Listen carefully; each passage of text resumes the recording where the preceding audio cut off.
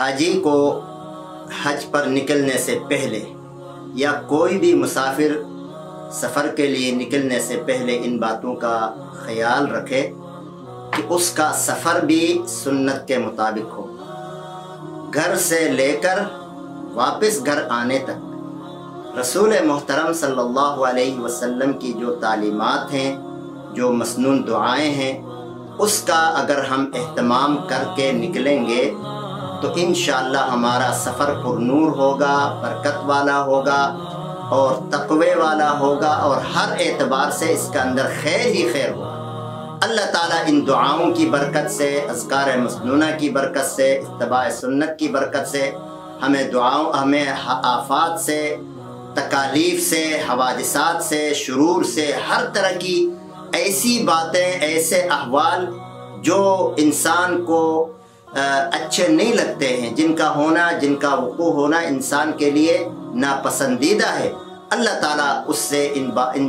اس آدمی کی، اس حاجی کی، اس مسافر کی حفاظت فرماتے ہیں۔ تو آداب سفر میں سے سب سے پہلے یہ ہے کہ انسان اپنے گھر میں یا محلے کی مسجد میں، یا محلے کی مسجد اور گھر دونوں میں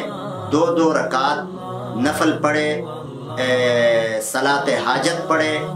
اور اس کے بعد گھر سے نکلے۔ گھر سے نکلنے سے پہلے گھر والوں کے ساتھ ایک دعا کرے مشترکہ، دعا میں خیر و برکت طلب کرے، حوادثات اور نقصانات اور مشکلات سے پناہ مانگے۔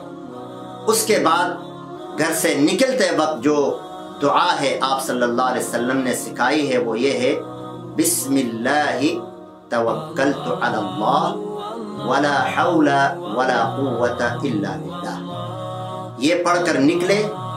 اور اس کے بعد ایک اور دعا بھی ہے: اللہم انی اعوذ بک من ان ازل او ازل او اضل او اضل او اظلم او یظلم علی او اظلم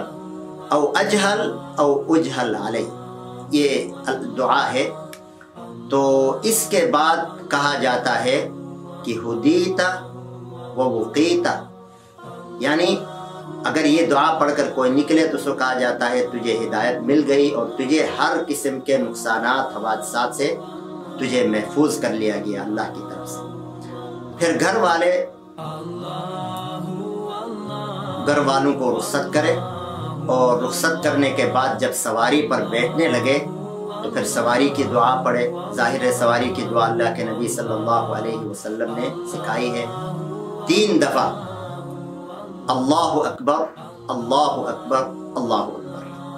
پھر پڑھے سبحان الذی سخر لنا هذا وما كنا له مقرنین وإنا إلى ربنا لمنقلبون۔ اللهم إنا نسألك في سفرنا هذا البر والتقوى ومن العمل ما ترضى اللهم هون علينا سفرنا هذا واطوي عنا بعده۔ اب اس کے بہت اچھے ترجمے ہیں، ظاہر عربی میں ہے تو اردو میں اس کا ترجمہ ہوگا: پاک ہے وہ ذات جس نے ہمیں یہ سواری مسخر کی ہمارے لیے، حالانکہ ہم اس کو قابو کرنے کی ہماری گنجائش نہیں تھی، آپ نے ہمارے لیے مسخر کیا۔ ظاہر ہے اگر کسی جانور پر، گھوڑے پر، اونٹ پر، کسی پر بھی، تو وہ ہمارے تابع نہیں ہو سکتا ہے سوائے اس کے کہ اللہ اس کو ہمارے لیے مسخر کرے۔ گاڑی، ریل، جہاز جو بھی ہے، ظاہر وہ انسان کے تابع تھوڑی ہے، اللہ نے اس کو مسخر کیا ہے۔ اس کے بعد اے اللہ ہم اس سفر میں آپ سے نیکی، تقوی کا سوال کرتے ہیں، اور اس عمل کا ہم آپ سے سوال کرتے ہیں جو آپ کو راضی کرنے والا عمل ہو، جس عمل سے آپ راضی ہو۔ اے اللہ ہمارے لیے اس سفر کو آسان بنا دے، اس کی مسافت کو ہمارے لیے مختصر کر دے۔ اس کے بعد اللہم انا نعوذ بک من وعثاء السفر، اے اللہ ہمیں سفر کی مشقتوں سے محفوظ فرما، وکآبۃ المنظر وسوء المنقلب فی المال والعقل، اور منظر کے یعنی برے منظر سے ہماری حفاظت فرما، اور گھر والوں اور اہل کی طرف برے انداز میں لوٹنے سے، یعنی ایسی طرح لوٹنے سے کہ ان کو ناگوار گزرے، یعنی اچھی اور خوشی کی حالت میں ہم لوٹیں۔ اس کے بعد گاڑی میں بیٹھ کر انسان دیکھیں جب چڑھائی پر چڑھیں تو اللہ اکبر، اور اترائی پر آئیں، اترائی کی طرف آئیں تو سبحان اللہ یہ گویا آپ ذکر کر رہے ہیں۔ تو ویسے بھی انسان کو چاہیے کہ اپنے سفر کو، اور یہ حج اور عمرے کا سفر تو انتہائی مبارک برکت والا سفر ہے، اس میں انسان بجائے اس کے کہ گاڑی میں، جہاز میں یا ریل میں یا جیسے بھی ہم جا رہے ہیں تو اس میں فضول باتیں، گپ شپ اور ادھر ادھر کے بجائے انسان کو اپنی زبان ذکر پر عادی اور ساری کرنا چاہیے۔ اس کے بعد آپ حدیث میں آتا ہے کہ جب آدمی سفر کے لیے نکلتا ہے تو 3 آدمیوں کی دعا قبول ہوتی ہے، مسافر کی دعا، مظلوم کی دعا، باپ کی دعا اولاد کے لیے، یہ دعائیں قبول ہوتی ہیں، حدیث میں آتا ہے۔ تو ہم دعا کر کے نکلیں، اسی لیے میں نے شروع میں کہا تھا کہ گھر والوں کو جمع کر کے دعا کریں۔ اس کے بعد آپ جب سفر کے لیے نکلیں تو بہتر یہ ہے کہ تھوڑا بہت صدقہ دے کر، صدقے سے اللہ تعالیٰ انسان کی ہر برائی سے حفاظت کرتا ہے، صدقہ بڑی برکت والی چیز ہے، صدقہ دے کر نکلیں۔ اور اس کے بعد سفر کے آداب میں سے یہ ہے کہ ایک آدمی کو امیر سفر مقرر کریں، اور آج کل کے حالات کے مطابق کسی کو امیر کا سفر مقرر کریں، اس کی مرضی اور اس کے حکم اور اس کی اطاعت پر چلیں، اور جگہ جگہ نماز پڑھنے کی ترتیب کریں۔ عموماً یہ ہوتا ہے کہ جہاز میں ہم جاتے ہیں نماز رہ جاتی ہے، ریل میں جاتے ہیں نماز رہ جاتی ہے، گاڑی میں بھی بعض لوگ نمازوں کا اہتمام نہیں کرتے، لیکن اس سفر میں خاص طور پر کریں۔ اور کھانے پینے کے حوالے سے اگر امیر مقرر ہوگا، سب ایک ساتھ کہیں ہوٹل میں بیٹھیں گے، کھائیں گے تو ایک منظم طریقے سے کھائیں گے، 2-2 4-4 مل کر کھائیں گے، تو اس سے آپ کا خرچہ بھی بچے گا اور برکت بھی ہوگی۔ ورنہ ایک آدمی اپنے طور پر منگوا رہا ہے، کوئی کچھ کھا رہا ہے، ٹھیک ہے اپنی مرضی ہے، لیکن یہ ہے کہ اس سے آپ کا خرچہ بڑھے گا۔ تو اگر آپ ایک ساتھ سفر کرتے ہیں تو اس سے یہ کہ آپ کے لیے آسانی ہوگی۔ اور عموماً آج کل یہ ہوتا ہے کہ جب آپ نکلے ہیں تو حاجی کیمپ میں بہت ٹائم لگتا ہے، آگے ایئرپورٹ پہ ٹائم لگتا ہے، جگہ جگہ ٹائم بہت زیادہ لگتا ہے۔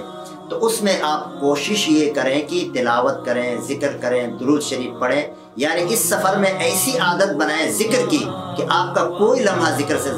بغیر نہ گزرے۔ تو ایسی عادت جب بن جائے گی تو انشاءاللہ حج کے بعد بھی آپ کی عادت بنی ہوئی ہوگی۔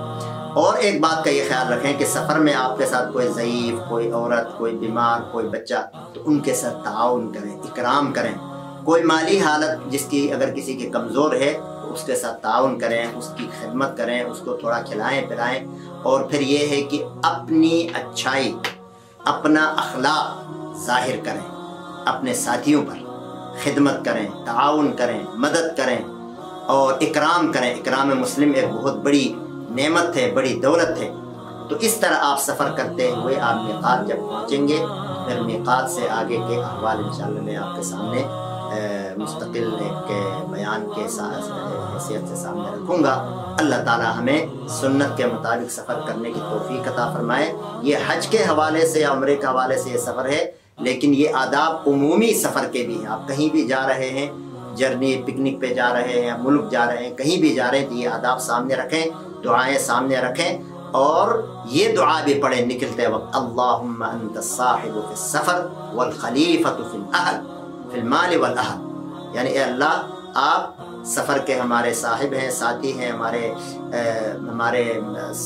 سفر کے ہمارے ساتھی ہیں۔ ساتھی سے مراد یہ ہے کہ آپ ہی ہمارے سفر کے نگران ہیں،